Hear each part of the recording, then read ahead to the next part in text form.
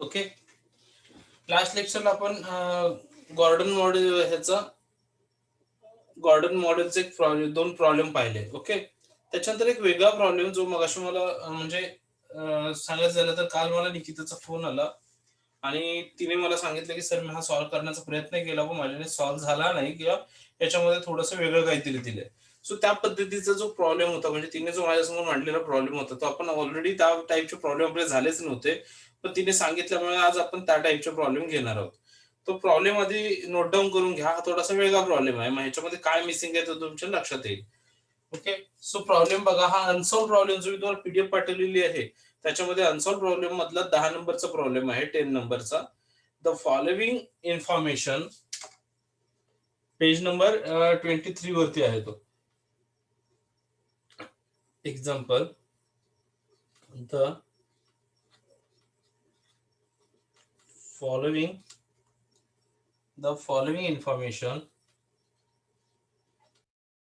information the following information is extracted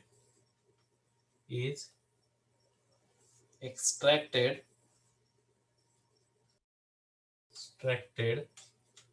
is extracted the following information is extracted from the books of Yogi Limited. From the books of Yogi Limited. Okay. काय म्हटलंय? The following information is available. Sorry हा 11 number. ठीक आहे. हा solve केला तरी चालेल, same problem आहे. Extracted from the books of Yogi limited. Okay. त्याच्यामध्ये दिलेलं आहे ईपीएस. ईपीएस चा मिनिंग काय आहे? Earning per share. ईपीएस चा मिनिंग काय? Earning per share. Rupees 8. EPS चा मिनिंग काय परत सांगतोय? EPS means earning per share. Then ROI, rate of investment. Okay. Rate of investment तो किती दिलेला आहे? 20%. रुपीज नाहीये तो 20% आहे. ओके. देन दिलेला आहे तुम्हाला required rate of return. Then आहे required rate of return. Required rate of return किती आहे तुम्हाला दिलेला? 18% आहे. 18% आणि रिक्वायर्ड रेट ऑफ रिटर्न आहे 15%. Okay. If Gordon model holds, काय म्हटलंय? If Gordon models hold, if Gordon models holds, if Gordon model holds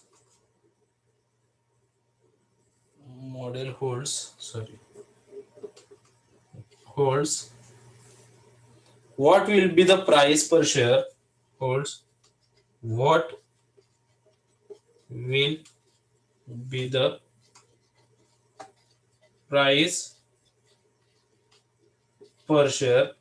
me 10 number बोललो पण हा 11 नंबर प्रॉब्लेम आहे. मी आता जो दिला तो 11 नंबर प्रॉब्लेम आहे. Per share when the dividend payout ratio is, per share when the dividend payout ratio is 25% and 50%. 25% and 50%. Okay. आता इथे तुम्हाला काय दिलेलं आहे? अर्निंग पर शेअर दिलेला आहे, रेट ऑफ इन्व्हेस्टमेंट दिलेला आहे, रिक्वायर्ड रेट ऑफ रिटर्न दिलेला आहे आणि डिव्हिडंड पेआउट रेशो दिलेला आहे. आपल्याला फाइंड आउट काय करायला सांगितलंय त्यांनी? What will be the price per share. काय सांगितलेलं आहे? What will be the price per share. Price per share आपल्याला कॅल्क्युलेट करायचं आहे. प्राइस पर शेअरचा आपण फॉर्म्युला पाहिला होता, आठवते तुम्हाला? मी कालच्या प्रॉब्लेम मध्ये तुम्हाला दाखवलं होता P4 म्हणजे price per share at the end of year 4. Same आहे इथे प्राइस पर शेअर, फक्त इथे काय आहे तर कोणतंही इयर म्हटलेलं नाही. आपल्याला सिंगल डाटा दिलेला आहे, त्याच्यामुळे सिंगल डाटा येईल, इथं कोणत्याही प्रकारचं इयर येणार नाहीये. म्हणजे P4 वगैरे तुमचे येणार नाही. इथे आपलं फक्त पी येईल. P is equal to P0 पण येणार नाही किंवा P1 पण येणार नाही. So P is equal to D1 येणार नाही, D2 येणार नाही. काय असेल तो डिव्हिडंड असेल, म्हणून काय म्हणणार आहे, P is equal to dividend म्हणजे D divided by K minus g. आता g means growth rate. Growth rate तर तुम्हाला इथे दिलेला नाही. काय आहे प्राइस पर शेअरचा कोण सांगेल, तो के नाही आहे, त्याच्याऐवजी आपण काय घेतला आर मायनस जी आहे तो. बरोबर आहे ना अफसेन?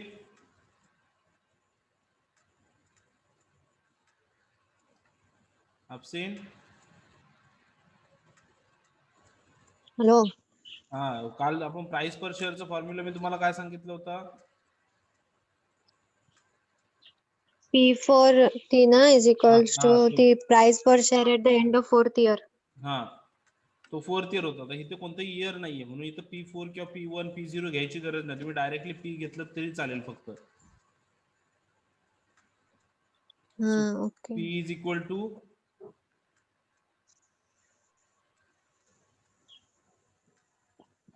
P इज इक्वल टू काय प्राइस आहे काय फॉर्म्युला काय कोण सांगेल मला, कोणीतरी सांगा फॉर्म्युला. R minus GL ना. Sir D upon K minus G ना. के नाही, ते इथं आर मायनस जी येते. अच्छा. R minus G. P is equal to D upon R minus G. Okay, आता पुढे आपण याचं सोल्युशन बघूयात प्रॉब्लेमचं.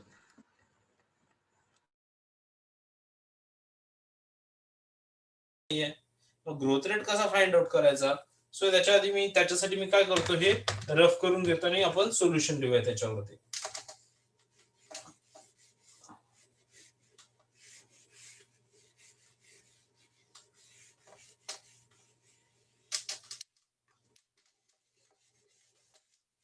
मी इथे लिहून घेतो आधी. EPS म्हणजे अर्निंग पर शेअर किती आहे, ₹8.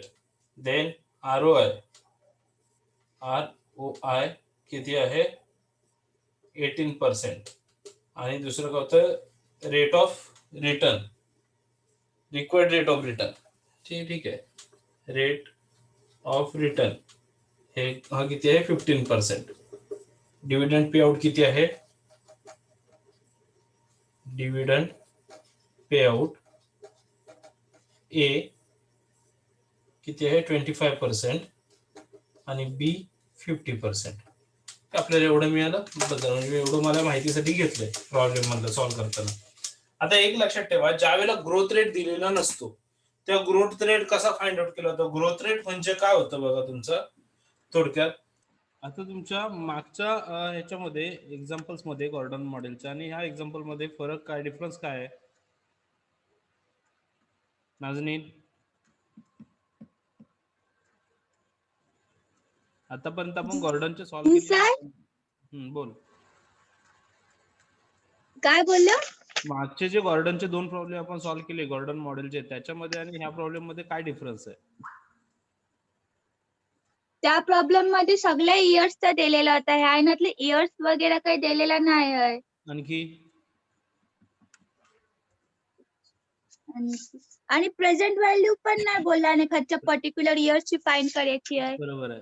आणखी याच्यामध्ये अर्निंग दिलेलं आहे, त्याच्यात अर्निंग दिलेलं नव्हतं, त्याच्यात ग्रोथ रेट दिलेला होता, त्याच्यात ग्रोथ रेट दिलेला नाहीये. हा बरोबर आहे. म्हणजे आपल्याला हो. फॉर्म्युलासाठी काय काय लागणार आहे, आर लागणार आहे, डी लागणार आहे आणि जी लागणार आहे, म्हणजे ग्रोथ रेट जी. लागणार आहे. पण ग्रोथ रेट त्यांनी दिलेला नाहीये, मग ग्रोथ रेट कसा फाइंड आउट करायचा? सो मी काय सांगितलं होतं तुम्हाला मागे, की अर्निंग 2 ठिकाणी डिवाइड होतं. बरोबर आहे. अर्निंग जर ₹8 असेल पर शेअर मागे, तर तो 2 ठिकाणी डिवाइड होतं. कोणत्या 2 ठिकाणी डिवाइड होतं ते?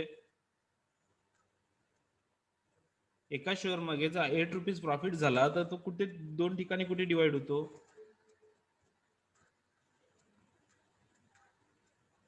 नाजनीन तर मी विसरलो. एक तर डिव्हिडंड पे केला जातो त्याच्यातून, आणि राहिलेली अमाऊंट जी आहे ती काय केली जाते, पुन्हा रिइन्व्हेस्ट केली जाते कंपनीमध्ये. हे सांगितलं होतं मी मागे. हो. म्हणजे 8 रुपीज मधला 25% त्यांनी काय म्हटलंय, डिव्हिडंड पे आउट. अर्निंग 8 आहे, त्यातलं 25% डिव्हिडंड पे आउट, म्हणजे 2 रुपीज कुठे गेले, डिव्हिडंड पेड झाला. आणि मग राहिलेले 6 रुपीज आहेत ते कुठे जातील, रिइन्व्हेस्ट होतील कंपनीमध्ये. रिटर्न बोलतो ना आपण त्याला. हो हो. हा, सो रिटेन होतील. तर आता मग काय करायला लागेल, ग्रोथ रेट जर फाइंड आउट करायचं असेल तर त्याच्यासाठी फॉर्म्युला काय आहे, growth rate is equal to B R. Growth rate is equal to B R. आणि बी आर मधला बी म्हणजे काय, तर बी म्हणजे रिटर्न रेशिओ. मग जर 25% डिव्हिडंड पे आउट झालाय तर रिटर्न रेशिओ किती असणार आहे, डिव्हिडंड रेशिओ आहे 25%, मग रिटर्न रेशिओ किती राहील,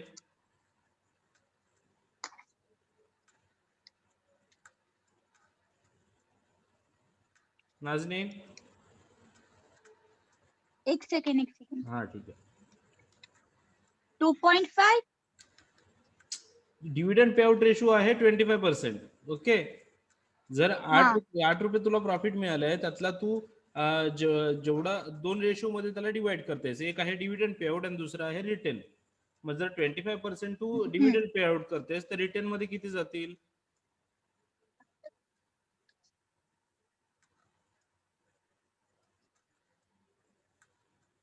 25% चा हाफ 12.5.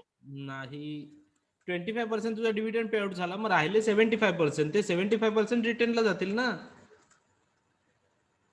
हा हा. 100 मधले 25% तू डिव्हिडंड पेड केलास, मग राहिलेले 75% रिटर्न हो रेशिओ झाला.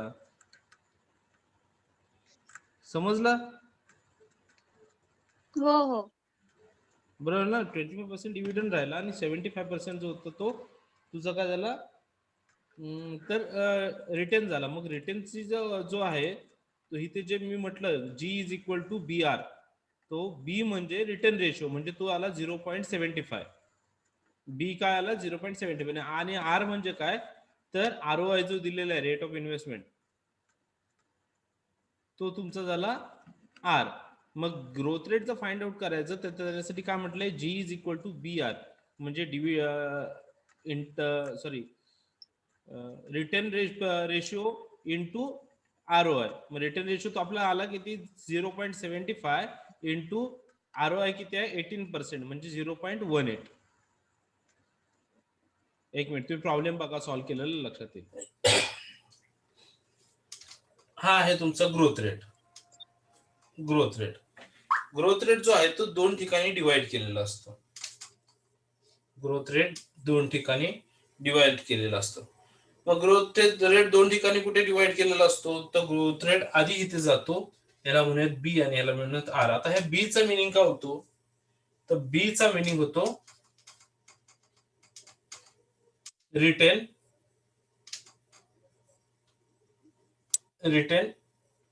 रेशिओ, आणि आर चा मिनिंग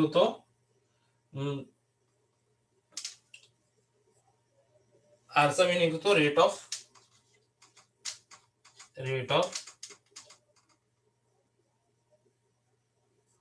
एक मिनिट. तर राहिलेले 71 मधून जर 25 0.7 प्रॉब्लेम मध्ये काय दिलं होतं बघा. सो आता के किती आले आपलं रेशिओ, आणि आर जो आहे तो आहे रेट ऑफ, इथे बघा जी इज इक्वल टू काय म्हटलं, b r. G is equal to B r दिसतंय आपसेल. सो बी म्हणजे काय, तुमचा रिटर्न रेशिओ. रिटर्न रेशिओ किती येते, मी काय 100% जो रेशिओ आहे त्याच्यामधला 25% जो आहे तो डिव्हिडंड पेड झाला, म्हणजे राहिलेला आहे तो काय आला, रिटर्न रेशिओ. रिटर्न रेशिओ किती आला, 75%. 25% डिव्हिडंडला गेला, राहिलेले 75% रिटर्न रेशिओ आला. बरोबर आहे. आणि आर जो आहे तो आर म्हणजे काय, rate of investment, B ROI तो आहे. सो आता इथे नीट बघा काय म्हटलेलं आहे, रिटर्न अमाऊंट नाही म्हटलेली आहे, रिटर्न रेशिओ म्हटलेलं आहे. रिटर्न अमाऊंट जर म्हटली असती तर ती किती आली असती 6 रुपीज, कारण 8 रुपीज मधले 25% म्हणजे 2 रुपीज डिव्हिडंड पेड झाला, राहिले 6 रुपीज रिटर्न अमाऊंट असते. पण रिटर्न अमाऊंट नाही म्हटलेली आहे, रिटर्न रेशो म्हटलेलं आहे. रेशो म्हणजे काय आहे 75%. समजतंय? हा म्हणून तिथे 75% आणि आर म्हणजे rate of investment. So B R म्हणजे काय, B into R. B R सोबत लिहिलं म्हणजे बी इंटू आर. मग ग्रोथ रेट जर फाइंड आउट करायचं तर काय करावं लागणार, return ratio into rate of investment. किती येतं सांगा मला. मग ती 75% घ्यायचा ना. हा 75% म्हणजे 0.75 येईल ना ते. हो 0.75% into 20 0.15. एक मिनिट.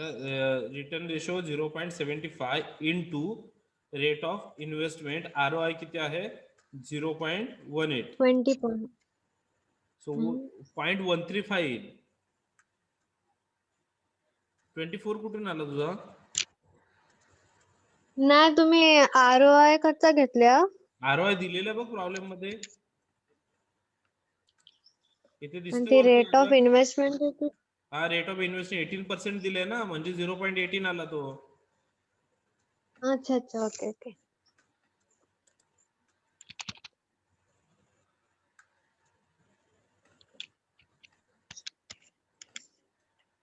नाजनीन समजतंय. हो सर समजतंय. सर तुमचा आन्सर 0.135 येत हा आहे. हा बरोबर आहे 0.135. हो. So G is equal to 0.135.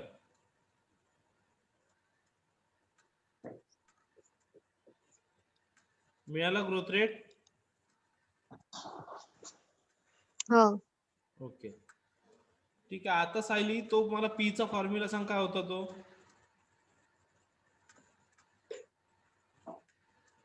Sayali P चा फॉर्म्युला काय होता. Price P per is equal to D.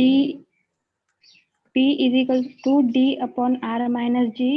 हा मग आता डी किती आला आपला, डी ची अमाऊंट घ्यायची तिथे डिव्हिडंडची. So p is equal to डिव्हिडंडची अमाऊंट किती आली 25% म्हणजे 8 च्या 25%, अर्निंगच्या 25% डिव्हिडंड. म्हणजे डिव्हिडंड किती आला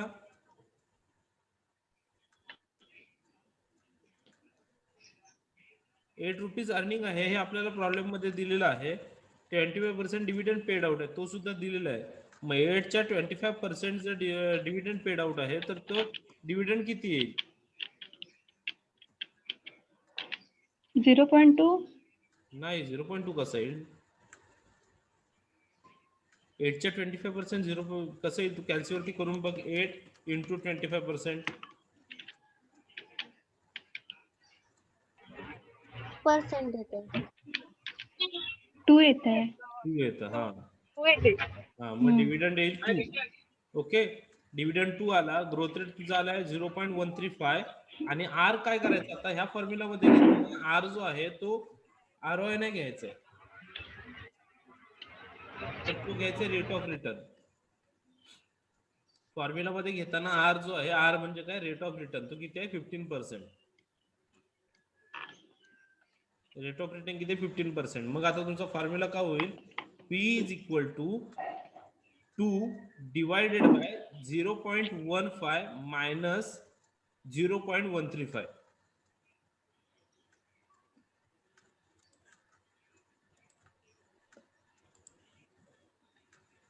so B R is equal to 75% म्हणजे 0.75 इंटू रेट ऑफ इन्व्हेस्टमेंट 0.18. 0.18. मग आन्सर किती मिळतो बघा तुम्हाला. 0.75 into 0.18 is equal to 0.135. 0.135. Okay so G is equal to 0.135. हे केलं आपण सर. देन त्याच्यानंतर आता आपल्याला फॉर्म्युला यूज करायचा. फॉर्म्युला काय होता आपला P is equal to D divided by R minus G. आता हा जो आहे आपला, आता इथे ज्या वेळेला घेतो आपण R काय घेतोय तर रेट ऑफ रिटर्न घ्यायचंय. लक्षात ठेवा, सुरुवातीला ज्यावेळेला BR मध्ये आपण घेतला तो रेट ऑफ इन्व्हेस्टमेंट घेतला आणि इथे घेताना R रेट ऑफ रिटर्न घ्यायचा आहे. हा डिफरन्स लक्षात ठेवा. Okay, so D dividend 25%. जर अर्निंग 8 रुपीज आहे, अर्निंग पर शेअर 8 रुपीज आहे, ते 8 रुपीजचे 25% किती येणार आहेत? सो डिव्हिडंड येतो 2 रुपीज, 25% होणार.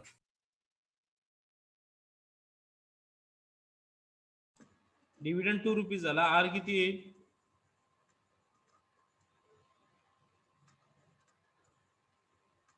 ऑप्शन आर किती येईल इथे?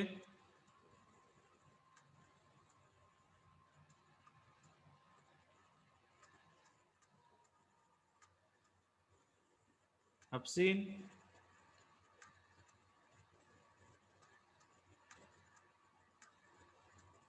नाजनीन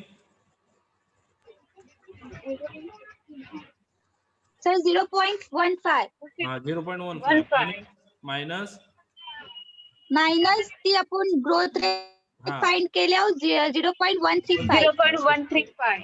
ओके, बरोबर आहे. ओके, मग अंकिता फायनल आन्सर काय येईल याचं? तर निकिता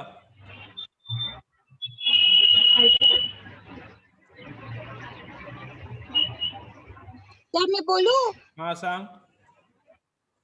0.0075 मतलब डिवाइड करून, हा 2 शी डिवाइड करून. किती येतं? 0. नाही, चुकतंय. आर मायनस जी आधी करून घ्या. आर किती आहे? 0.15 अच्छा, सर 0.015 आहे. नाही तसं येणार. हा चुकीचा आन्सर. मायनस सर करून आलेलं एक मिनिट तर फायनल तर आन्सर 0.015. ऐका आता माझं. 0.015 आर किती आलं? 0.15 मायनस जी किती आलं? 0.15 आलं आर मायनस जी आलं 0.135. आता आर मायनस जी करून आन्सर काय आलं तुमचं? R minus G करून 0.015. 0.015 0.015. बरोबर आहे. आता काय करायचं? ला डिवायडेड बाय 0.015 किती आन्सर येतं बघा? 0.75. नाही 133.3. बरोबर आहे. तुम्ही सांगितलं 133. मी सांगितलं सर अंकिता. ओके, अंकिताचा आन्सर राईट आहे. 133.33. माझं मागाशीच झालेलं, कोण ऐकतच नव्हतं. सर आलं नाजनीन? सर आता आपण मायनस केलं ना, त्यांच्यावर डिवाइड किती करू? आता ऐकच नाही आर आला. मायनस जी केलंस? हो 0.015 बाईला. आता 2 डी डिवायडेड बाय हे आहे ना आर मायनस जी. फॉर्म्युला मध्ये काय आहे? D divided by R minus G आहे. मग डी किती होतं? जर 2 डिवायडेड बाय आपला आलेला आन्सर 0.015. 2 divided bye 0.015. हो, मग बघ किती येतं?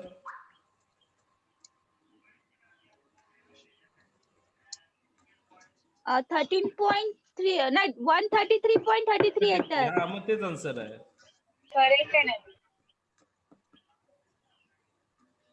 अच्छा, समजलं? हो समजला. सायली? हा समजला.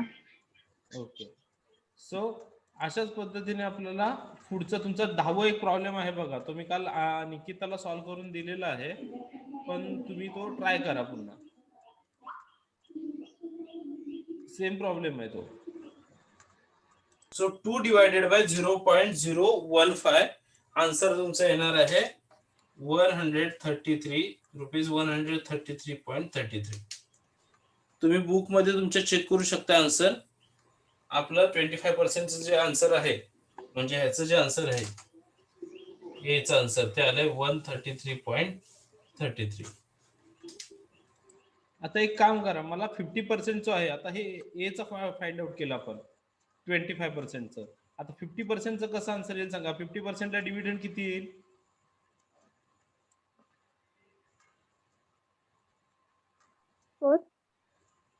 4 येईल, बरोबर आहे. डिव्हिडंड 4 येईल. ओके, मग आपला रिटर्न रेशिओ किती येईल ह्याचा?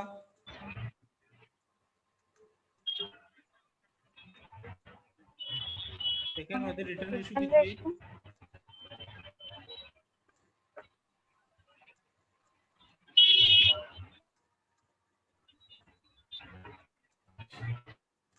सांगा मला, रिटर्न रेशिओ किती येईल याचा सेकंड मध्ये? नाजमी, रिटर्न रेशिओ किती येईल आता? 50%. 50%, बरोबर आहे ना? हो. मग तुमचा जी फाइंड आउट करायला तर तुम्हाला काय करावं लागेल? G is equal to B R. BR. हा, मग बी आला तुमचा 50%.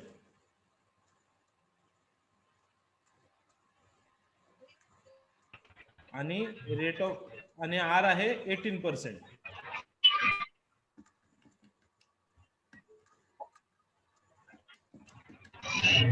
डी किती येतो सांगा मला?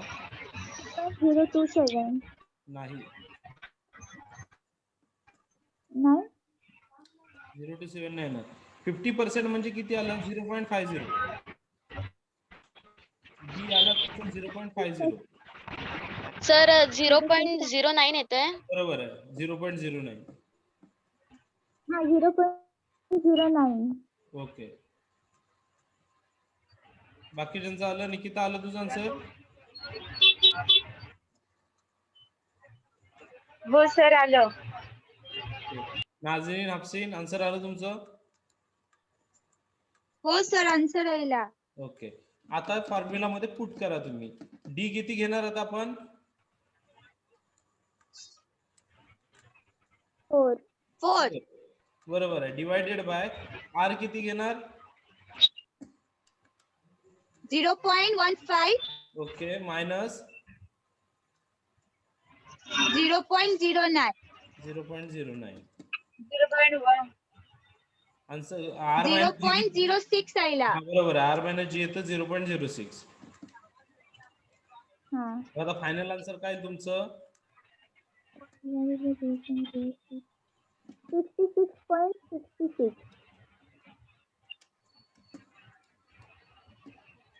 66 करायचं तुम्हाला. 66.67 असं करता येईल. आन्सर येईल 66.67. आलं का सगळ्यांचं? हा, माझे आले. ओके,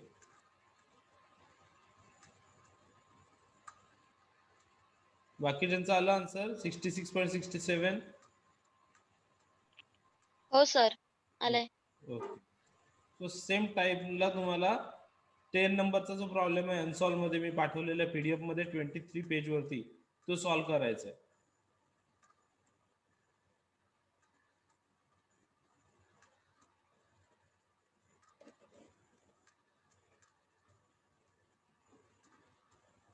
आलं लक्षात?